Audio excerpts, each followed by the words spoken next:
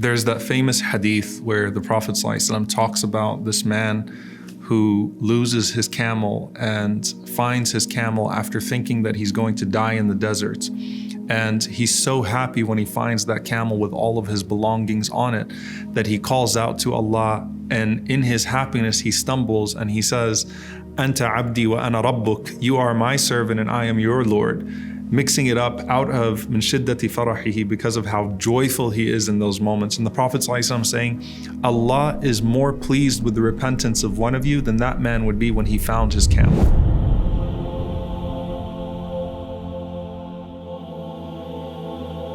Now, what's particularly beautiful about that is that Allah subhanahu wa ta'ala loves to see you in your brokenness when you're turning to Him. So if Allah subhanahu wa ta'ala loves to see that brokenness in your dua, in your supplication, then how about when you're reciting the Quran?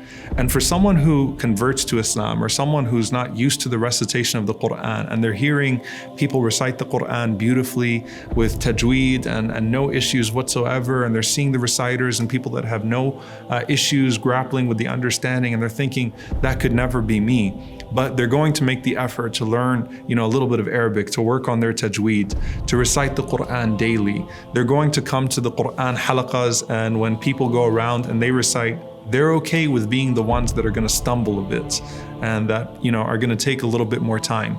They will let that humility take over instead of the arrogance, and they'll go with the process.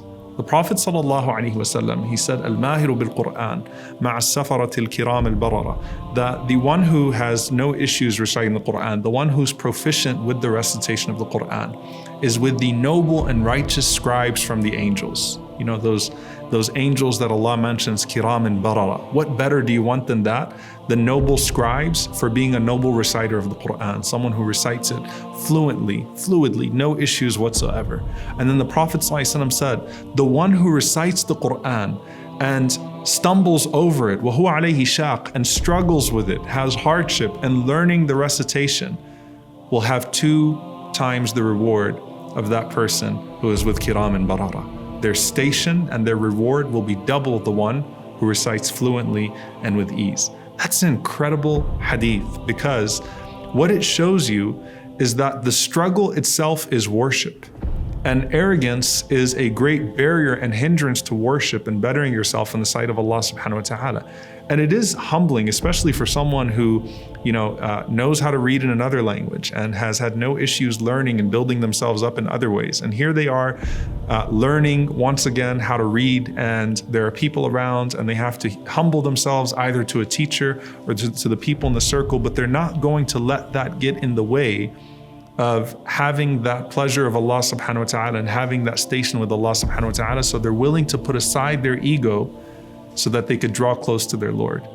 And you can imagine if Allah subhanahu wa ta'ala, who loves to see that humble servant who would be broken and mess up with their dua, how blessed it is, and what type of station Allah would give to that person amongst the angels who is broken and reciting His words so that he can get closer to Him and become as fluid and proficient and fluent as the other one who is like a noble scribe.